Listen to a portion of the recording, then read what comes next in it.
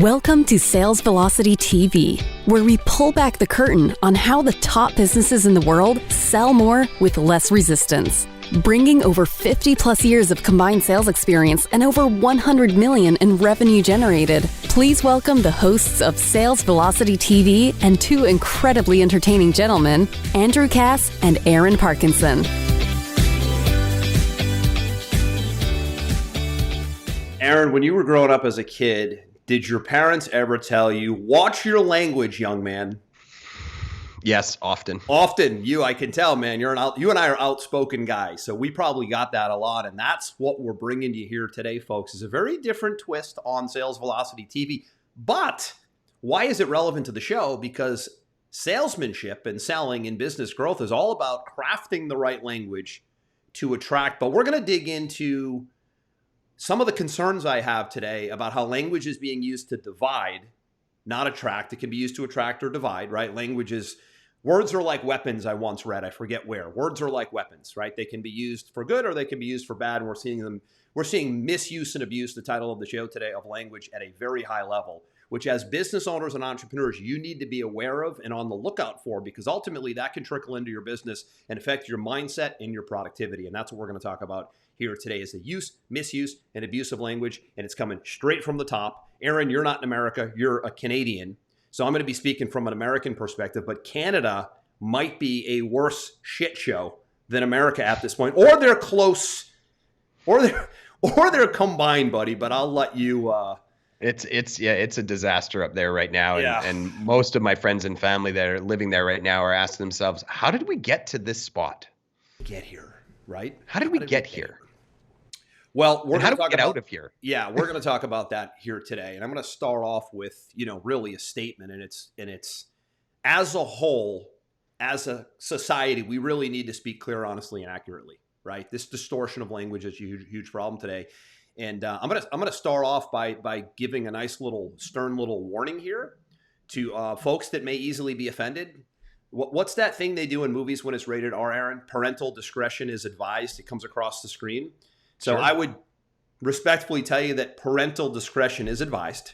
I'm probably going to go off on some tangents today. I'm rather frustrated as a business owner and an entrepreneur. I'm frustrated with the insane amounts of government overreach and the changing of language as a way to get to where they want to go. And I would probably add this.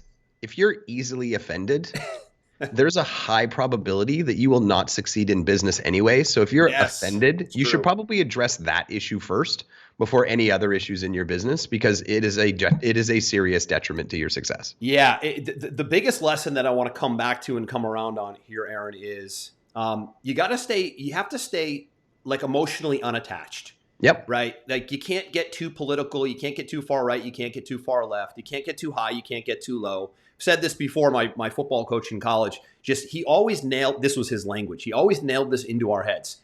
Every single day at the end of practice, he would say, guys, no peaks, no valleys, no big highs, no big lows, stay in the middle, stay unemotional, right? That was his big thing. No peaks, no valleys, right? No peaks, no valleys. So, because guys would get emotional or guys would get really down, but he did a good job of keeping things in the middle. And I think to stay level-headed and intelligent and aware of what's going on as a business owner, sales professional, and entrepreneur watching this, you need to stay in the middle as well. You need to be as non-judgmental as you can, as open-minded as possible, and have the ability to really dig deep and think critically and make decisions for yourself based on what's coming at you, because there's a lot coming at you. And the first one that really bothers me from a political standpoint more than anything, Aaron, that I want to start with today, is this massive multi-billion-dollar bill that just got passed in the United States that, by the way, affects everybody because it's taxpayer dollars. Mm-hmm. And they actually had the audacity. You might not know this because you're not an American. So I read all of it. The Inflation Reduction Act, for a bill that I'm all for environmental improvements. I'm all for infrastructure improvements. I'm all for lowering the cost of pharmaceutical drugs for the elderly. Like, those things were in the bill. But when you start slipping in things like we're going to add $1 billion plus to the IRS for more oversight, when you're going to add almost 100,000 new IRS agents, AKA to spy on business owners in most cases, right? Then tell me how all of that reduces inflation. It absolutely does not any day of the week, and not even twice on Sunday. There is no inflation reduction in any of that. But calling it that, what does it do? It speaks to the biggest concern people have right now today, which is inflation. So as a copywriting student, we were always told you want to enter the conversation already taking place in the prospect's mind.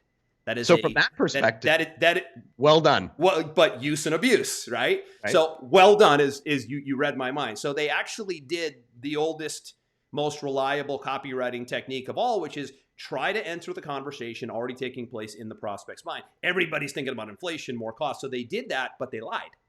It's not going to reduce inflation. In fact, spending more money only increases inflation. That is economics 101. So that distortion and misuse of language, that for people who understand economics, that's division.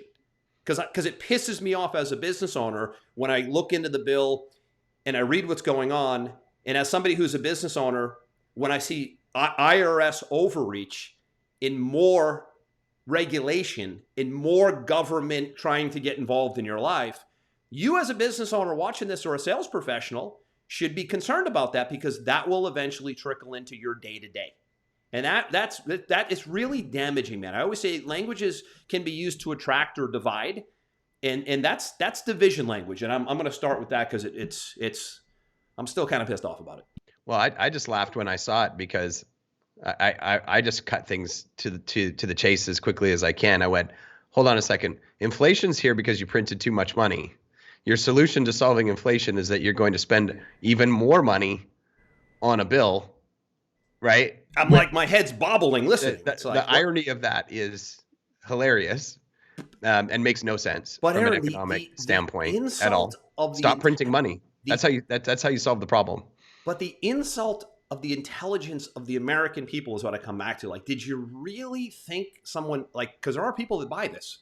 They're buying, oh, great, we're going to reduce inflation. No, you're not. It's mathematically impossible. Get reduce inflation by spending more. I mean, let's be real. If you're going to cut some costs in certain areas, that's great, but that's not reducing inflation. That's cutting costs in certain areas. Say it for what it is. So it's really unbelievable. To piggyback off that, staying with how this affects business owners, is recession, right? A recession historically has always been 2 quarters of negative growth, which has been achieved here in the U.S. That's not something we're proud of, but at some point this happens with there's normal corrections in markets and in probably going to be a light one, but the government is changing the meaning of it and walking it back right now, and they've even changed. I have a research team, and I like to look into stuff deeper. I like to pay teams to research things that don't have any political game. That, like, they're not Republicans or Democrats. They're not in a conflict of interest environment where, like, they're being funded by Big Pharma or something like that. They're just straight up researchers, and they actually changed the meaning of recession on Wikipedia. I mean, Aaron, you can't make this stuff up. They did, by the way, during the COVID crisis, the WHO changed the meaning of vaccination, which I'm going to get to in a minute. Yeah, that was convenient. But I mean, they changed the definition of herd immunity, I should say. But staying focused here, just call it for what it is. Don't mislead and misdirect the American people to make them not want to be upset that there's a recession. Listen, there is a recession. We're going to tackle it. Here's our plan. This has historically happened many times in U.S. history. This is normally how we get out of it. Here's what we're going to do. We got your back. Like, don't lie and change meetings and change words. That's what communists do. Communism changes history and changes language, which people go, oh my God, don't say that. It's America. No. In Venezuela and in North Korea and in China, these are well-known communist nations, Aaron, as you know. They are notorious for changing the meaning of things, distorting and changing language, and even erasing history. We're seeing all of these elements happening right now. You can only pretend it isn't happening for so long, but before you recognize and go, well, how do I deal with it? Right? Is really what we're after here today. How do I deal with it? Yeah, I thought it was very entertaining to watch them deny that there was a recession when the definition of recession is very black and white. And then the reason that it was denied is because there was this huge job growth spurt. But at the same time, and they said, well, there can't be a recession if there's a job growth. No. The definition is the definition. What you say is you come out and you say, yes, we're in a recession. But on the bright side, We've had this massive surge in hiring, which means this is probably going to be very short-lived, and we are very optimistic about the future. You don't change the definition. Really well said right there. You just said it how a true, authentic leader says it. You recognize it for what it is. You don't distort it or change it and insult the intelligence of the American people. And you talk about, here are the bright sides of it. But you can't say it isn't. I mean, is that the meaning of gaslighting, saying something isn't happening that is happening? I think it is, right? It's like, well, when something's a definition, it's actually just called lying. Okay, I'm getting too technical with gaslighting, but it's really concerning. I mean, this is coming straight from the top. This is the U.S. government. I mean, listen, folks, however whatever side of the aisle that you fall on, you can't be too attached to the right or too attached to the left. You got to just seek truth and transparency.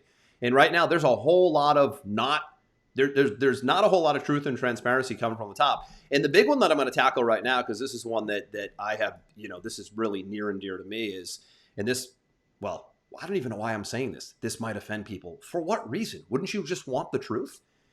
I know for a fact from deep due diligence research that when they launched the COVID-19 vaccine, which isn't a vaccine, by the way. No, because they changed that definition. This is Anthony Fauci. I mean, you can't make this up. He said when we launch, this is gene therapy. It's medicine. Doesn't mean it's wrong or bad. It doesn't mean it might not help some people, but it's gene therapy. And they said, when we launch this new gene therapy, we're going to call it a vaccine because generally speaking, the world is familiar with and trusts vaccines because they've been around for hundreds of years, I think. So we're going to call this the COVID-19 vaccine, even though it does not have one characteristics of a vaccine. First and foremost, a vaccine stops infection and stops transmission, and there's almost no breakthrough cases. And as we now see a year and a half later, pretty much everybody that took the vaccine has gotten COVID. Some have had really bad cases. Some have had light cases. So the whole argument that, it helped me have a lighter case is irrelevant because that was never the point. The point was stop infection and stop transmission. But again, when you use, misuse, and distort language, you get a different outcome. Because when you decided to lie, stop infection, stop transmission, which was said right from the White House, by the way, and it didn't do those things for most people, and it wears off in 6 months, you have now got caught in the lie. And what puzzles me the most is that people actually still think the lie wasn't the lie. But yet, those are the facts. You have to earn the title of vaccine. You don't get to declare you're a vaccine. Your medicine earns vaccine status by stopping infection and by stopping transmission and by having the durability that you don't need more and more and more and more over time. You earn it. You don't declare it. Yeah, it's the equivalent of saying, I'd be a little bit concerned if I had to get 10 shots for polio. Aaron, could you imagine if the messaging was this? Okay, we've got a new COVID-19 vaccine, and we think it can help you guys, but we're just letting you know right now, you most likely can still catch it, and there's a good chance you can spread it. But if you catch it, you're probably going to have a less intense case. Go get him, Tiger. Nobody would take it. They'd be like, what's the point? Well, that's the problem is then nobody would take it. Nobody gets paid. And it doesn't look like there's been an aggressive enough stance in response by the government instead of just telling the truth and giving people their own decision and giving them options, by the way, and giving them options. And it's funny that they called it a vaccine because it's kind of close to a vaccine-ish. What? Because it's literally like it's literally like me starting a car lot where I live and selling Fords and telling everybody that they're Ferraris. It's not kind of like that. It is like that, buddy. That's the thing. It has 4 wheels. It has windows. It has an engine. It's what a Ferrari. What do you mean? It works. It's a Ferrari. Who cares if I said it was a Ferrari? You're here now. Buy it. What are you talking about, man? Bait and switch, right? It says Ford on it, though. Vintage it's a Ferrari. Vintage bait and switch. I mean, so that was from the beginning. So again, it doesn't matter what political side you're on. That happened under Trump. Okay? And I'll happened under both of them. because people love to pivot this into Republican right wing when that's just your cognitive dissonance. It's happened under both sides. You're uncomfortable, right? But let's talk about the two things under Trump. Number one, that's under Trump that the vaccine even was allowed to be called a vaccine. And secondly, they called it warp speed. There is no such thing, Aaron, in the history of medicine as the words vaccine and speed being in the same sentence, because vaccines notoriously have to go through rigorous clinical trials. that take years, not hours. So the fact that under Trump, you're calling this thing warp speed in a vaccine, those are blatant lies from the Trump administration. 100%. So if you want to make it political, you fail again because that's under Trump. Now, if we look at under Biden, all of the pressuring and the bullying and the threats and the blackmailing of losing jobs, that's under this administration. So don't forget the bribing. You got distortion of language under one administration. So don't make it political. That's on you, not us here. And then under this one, you got the bullying of pushing it down people's throats without the data to support doing that. Can we talk about the bribing bribing people to show up and get vaccines? That was my favorite part. But this is medicine that's never been tested on humans. I mean, we're talking about emergency use authorization only medication. I mean, I try to laugh, man, but it really does bother me. It really does bother me. But this languaging and this posturing and positioning, and again, it's funding, man. This is what people don't know. This is a business model. People get all uptight. I'm like, do you understand? All you need to do is follow the money. You don't need to listen to me or Aaron. You don't need to listen to Republican or Democrat. All you need to do is go, okay, of the people saying this, are they paid and are there conflicts of interest? And it's black and white. So when somebody, a doctor, for example, like a Dr. Malone comes to mind, who's a very well-recognized part of the design and scientific team that created the mRNA technology. When somebody like that speaks out and has concern and they get censored and they're not making a nickel to talk, I'd rather listen to the person not being paid to talk than the public health agency saying, this is generally safe. There's no other way to do this. You need to do this right now. And then I watch $60 billion in revenue come down the tube. Like, where is your allegiance? To truth or to conflicts? It's crazy to me. It's crazy to me. Now, last thing I'll say on this topic, Aaron, is I'm not even language. I'm not even using the term pandemic anymore, personally. I'm not giving them the satisfaction because in my view, based on hours and hundreds of hours of research, there is no pandemic. There would never have been a pandemic if you allowed doctors to treat patients early with proven long-term antiviral protocols that have been in existence for hundreds of years in the US that all were completely invalidated and censored from the conversation to make way for the vaccine. What a lot of people don't know, this is very important. And then I'll get off my soapbox on this topic because I know you're already getting tired of me talking about this. I can already see it. Is you can't get emergency use authorization for a vaccine if there are any FDA approved medications in circulation that are shown to decrease viral load and could work against COVID-19. By the way, there are 3. I used one of them and it was phenomenal. They were all banned from the conversation. They were all invalidated and there were studies created to make them look like crap. They had to do that to get the $60, $100 billion payday. This is fact. I have no dewormer. Aaron, there's no incentive for me to say this, but to tell listeners here that you've got to be hyper careful of how language is being used against you or for you from the highest level because it will affect every single area of your life. That is a factual comment. That if you ever spoke to the public health agencies or tried to have a conversation with them, asked them that, they would run scared like a deer in headlights. You cannot get emergency use authorization on a vaccine if there are any other medications that are shown to work against the coronavirus. And there are many. My medical team gave me one. I didn't get COVID. I think I might have had it. I told you that I might have had some symptoms and I had an at-home antigen test that went positive on me, but I had no symptoms and I was like down for a couple hours. It was really a really outstanding, result of getting it. But I took a 5-day supply of a prophylactic that's been around for 60 years. And I was at the gym in 2 days and I was at work the next day because I just took an antiviral medication because that's how it works when you get sick. You go to your doctor and you take a medication. You don't get pigeonholed into these crazy, vaccine rabbit holes like we're talking about right here. But that was the distortion of language, and the behavior that followed it is something that I don't know that we can recover from, man. It concerns me on so many levels and it spills into business and politics, and it shouldn't. Well, on that particular note, I'm actually more concerned about what are the ramifications of all of this irrational behavior or focused effort to make money. I think it was actually a combination of the two, depending on the timeline you look at. Because what happens now when something truly lethal which this never was mathematically.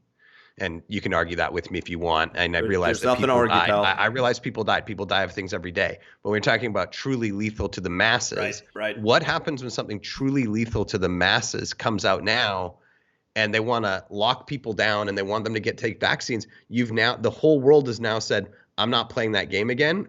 The boy who cried wolf, I'm not listening. That might be the bigger issue on the backside of this, is now the trust is gone.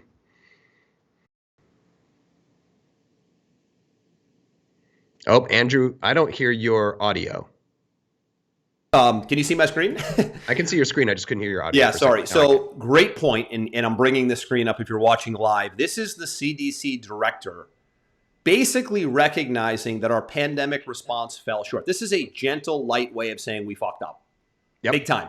For all the reasons you mentioned, Aaron. This was generally a coronavirus that was affecting the obese and the elderly to the tune of, that was basically 97% of hospitalizations.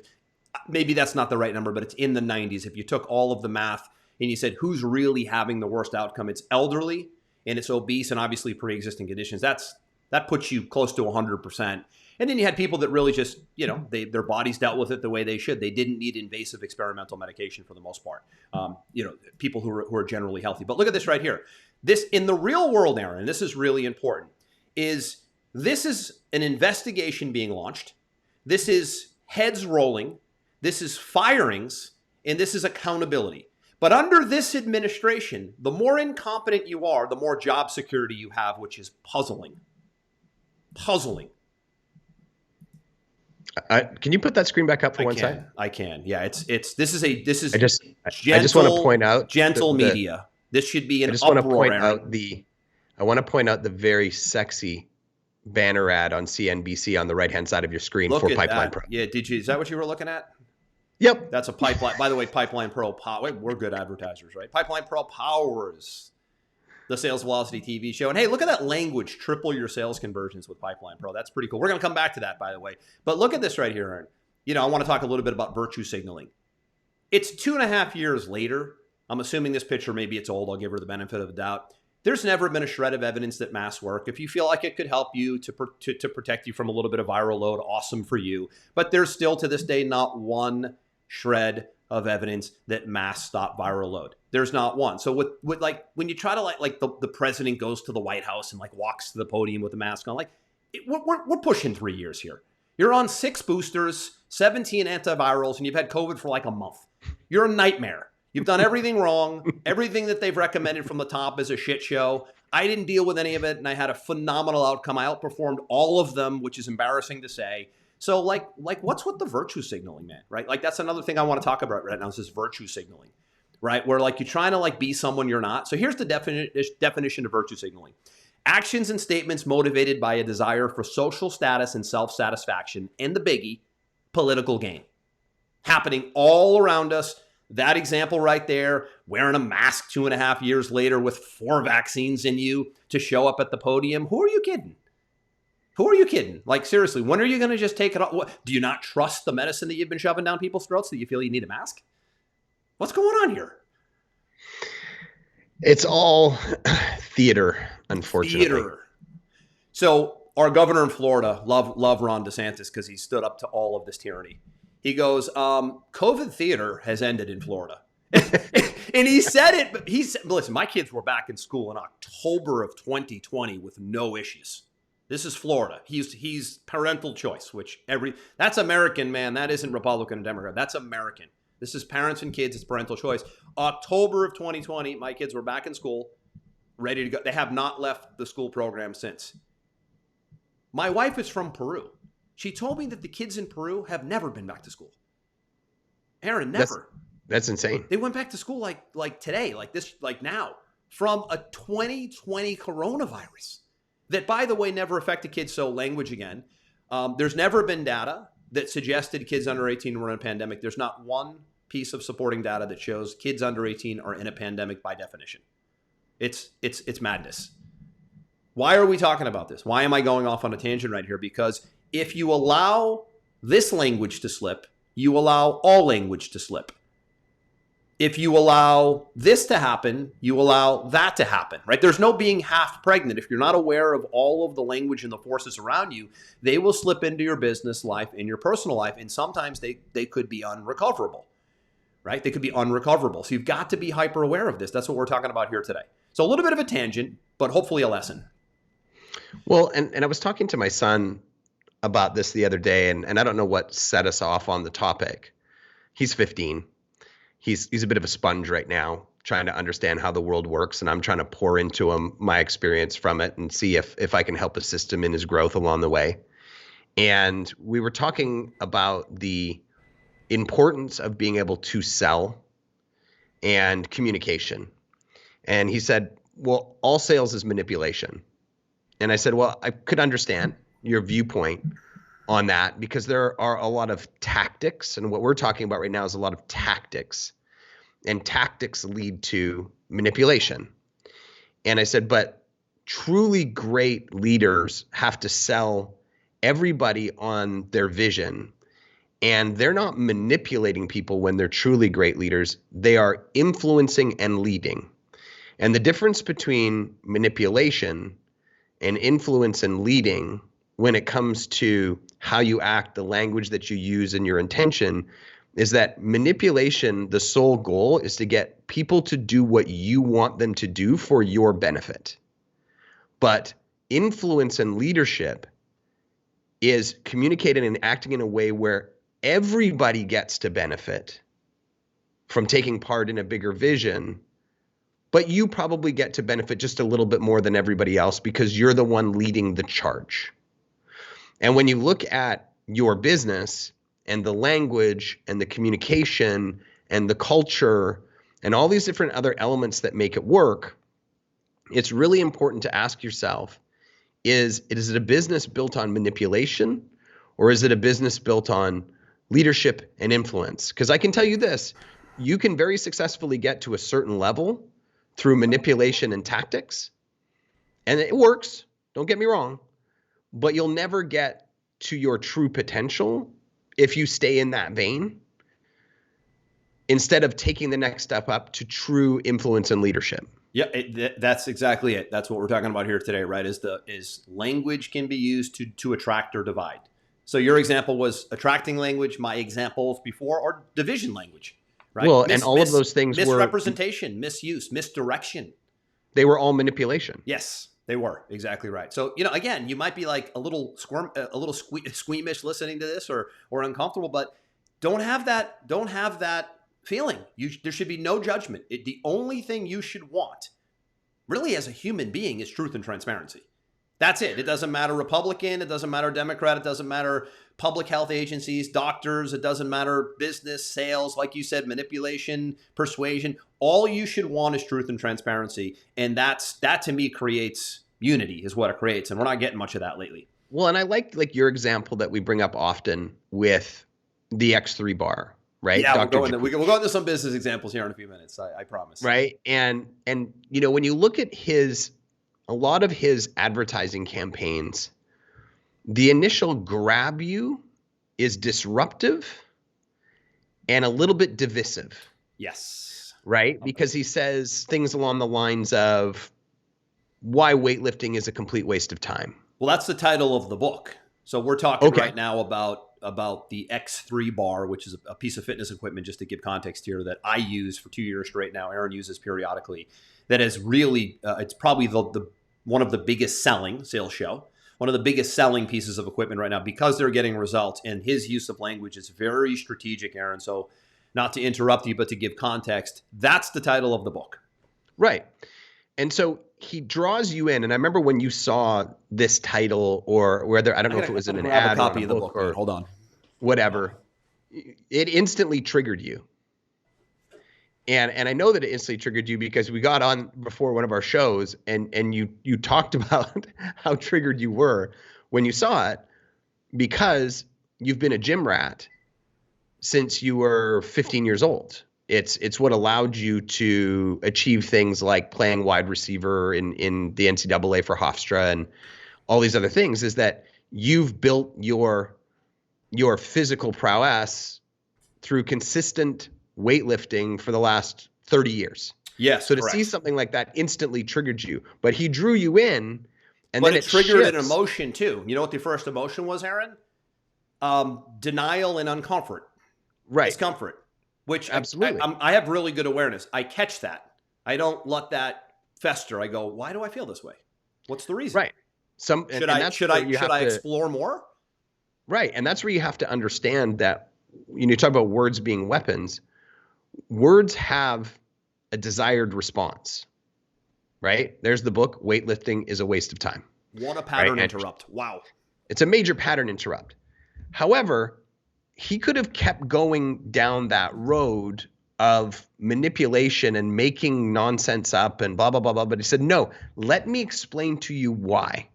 And he backed up his stance with an enormous amount of science. Enormous. 200 plus peer-reviewed studies to back it. Right. To say, look, I'm not trying to say you're dumb. I'm just trying to show you from a science perspective how you could do it better. Mm-hmm. And if you want to buy into this vision, let's go down this road together. And what's happened is he's ended up making a bunch of zealots like you who can't help but talk about it. Right. And that's that language can maybe come across as manipulative, because I think we can probably admit weightlifting is not a waste of time, but what I've come to learn is that it's absolutely a waste of time for most people, but not all people. Weightlifting is really, the more you dig into the science of his program, which is variable resistance training. By the way, this is one of the longevity secrets of Tom Brady at 45 still playing, is he removed himself from the weight room about 10 years ago to preserve his joints, but yet to still maintain strength and longevity. Hint, hint, hint, success leaves clues, right? The biggest reason I went down this path was because I'm such a big Tom Brady fan of what he does, right? But the point right there is that's a disruptive use of language. But if you can back it, this is the key. The stuff we talked about before, you can't back anything. Everything is pure fraud. He actually, I love the science, and it took me a while, Aaron, to go, wait, whoa, time out. I love weightlifting. Like you said before, I've been in the gym since I'm 14. I'm addicted to it. I love the iron. I've loved the preparation when I was playing football. I loved the preparation of the weight training in the offseason. Most guys hated it. I enjoyed it. I loved making progress and keeping track and doing all that. So this took me some time to even be receptive to it. But again, because I feel I have good awareness, I said, well, there must be something to it.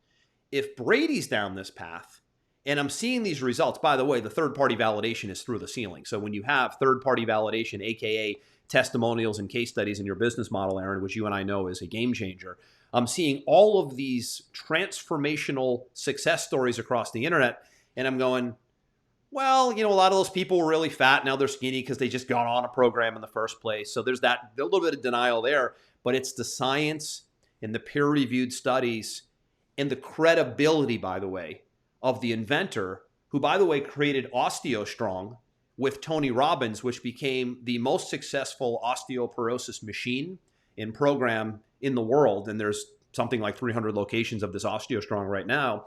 So the story was amazing of how they fell into the X3 bar by creating an osteoporosis machine that helped strengthen bones.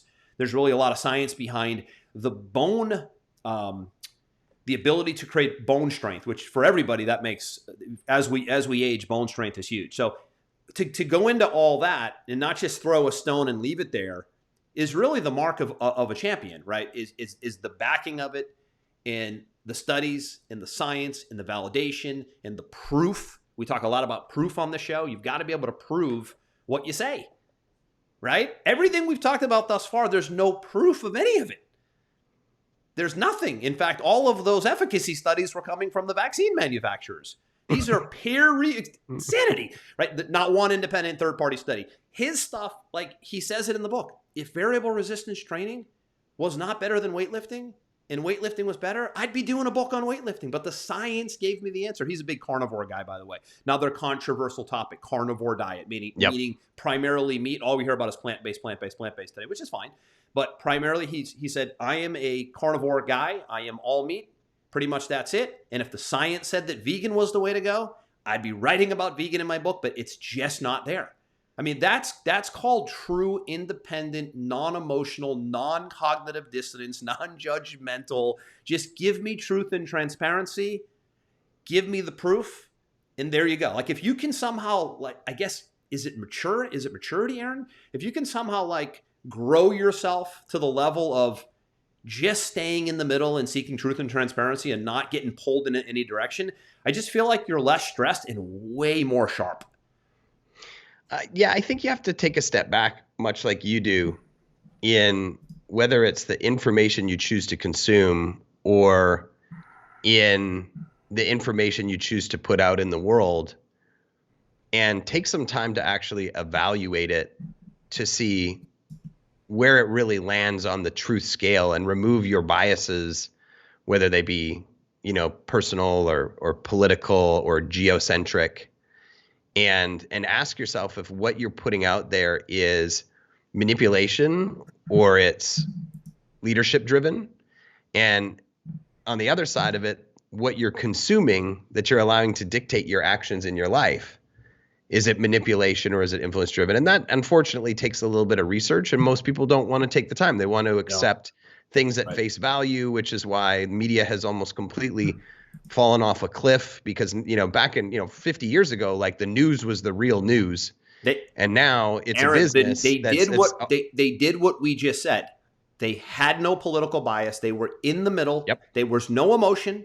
They didn't take the payoff. By the way, when you see our media in the U.S., Aaron, is very divided. Like I always use the example of CNN and Fox News. Like CNN is all the way to the left. Fox is all the way to the right. They both say some things that are correct. They both say some things that are incorrect. But I can tell you right now, deep into this, that CNN does not report at all on things that are problematic. They won't talk about a recession. They won't talk about illegal immigration. They won't talk about how this Inflation Reduction Act does not talk about. They won't bring anybody from Big Pharma on for some reason, and it shouldn't be this way. And there is no stance for any station. Fox News is begging to have the tough conversations. They're begging to talk to guys like Fauci. They're begging to ask people like the CDC Director Walensky, why do you think you got it? Come on to the show. Let's debate. Let's talk about what we were told, and let's talk about they will not come to the table. They beg and plead on a weekly basis to just have a conversation, and they're either deplatformed, censored, or removed from social media. I can tell you, a decorated doctor, by the way, I'm very connected to the functional medicine community. A decorated doctor yesterday was removed from Facebook for wanting the results of the vaccine after a year and a half of distribution. I want to know the results. Since there were no clinical trials, I want to know, since you guys were the clinical trial, what are the results with a couple billion people vaccinated, removed from Facebook? Aaron, I cannot make this stuff up. Removed from Twitter, removed for wanting the data. The FDA tried to say, we'll get it to you in 75 years. They got pulled into court for saying that, by the way. Language. I remember. Right? Insane. I don't mean to keep veering off into that topic, but that has uprooted society so badly, right? The whole COVID thing that I keep going back there. But I digress, right? We get back into X3. There's a really horrible example I want to share here that just don't do that. No, I'm going to in a minute. But let's go back. Not in a horrible, like in a bad way, but just like you got to be aware of this stuff, right? They're really digging deep. Another example I want to give is with a product that we created recently within our company. And it's a product that assists business owners with their online listings, aka their reputation, right? How do you show up online? And I converted that product name into, it was like an online listings manager to a reputation manager, because we want our reputation, right, to be as good as it possibly can be online. And if that service can help you enhance your image, your credibility, and your reputation, then it's more meaningful that it's a reputation management software than it is just some, I don't know, technical online listing software. The word listing doesn't it's kind of boring to me, right? So I use language in a way that would be more compelling. Same result, same end product. It does what it does, just that. It's not like I'm using a title, but it doesn't do that, right? That's the key, is can your language be more attractive, and can it be more exciting? Can it be more interesting? Yeah, I actually had a guy actually text me right before this that's asking for a little bit of coaching from me. And he said, the name of my business is Brands That Last, but then when you reviewed it, you said, what does that mean? Brands that last. It doesn't tell me what kind of business it is. So he services like the home services industry, right? Like your plumbers, your roofers, your whatever. So he quickly went out and bought the URL Home Services Marketing Pro. Well, if he's marketing to those types of people, those blue collar industries, what do you think is going to make more sense to somebody who looks at what he has? Home Services Marketing Pro or Brands That Last, right? They're two very definitive differences when it comes to language and how it's going to land with the end user. Yeah, and that's a big one is how do I position my company and my brand, right? Is it a name that attracts or is it a name that confuses, which I think is more than anything today is what happens is you get into your own head, you start using names that are cool to you, but not necessarily that cool or that hip to the audience, and the audience zones out. So use of language when it comes to your brand, your messaging, your unique selling proposition, we've done whole shows on this, is critical, right? Getting the language to not only be about you, but to be about them and to be about what excites them. We talked earlier about entering the conversation in the prospect's mind, but doing it ethically, doing it in a transparent way. And that is really the key. So again, this is about being able to recognize, right? Language that could be used to attract or used to divide. I think if you don't recognize language, you can be abused by language, and I think it can spill into a lot of areas. There's one last thing I want to share, and I'm reading this in one of my newsletters that is just mind-numbing to me, and I really only see this happening in the United States. By the way, I'm anxious to get your take on it. But there's problems like this in a lot of our universities now. This is becoming, a little bit of where there's smoke, there's fire, right? So there's a college professor, I don't know his name. He wrote a book and put out a YouTube video and is advocating that we end the use of the word pedophile or child predator. He wants to end the use of those words, Aaron, because the terms stigmatize. I'm not done. You can't make this up. It's not. Hold on, Aaron. And he wants to replace them with a term called minor attracted person. So you're no longer a pedophile.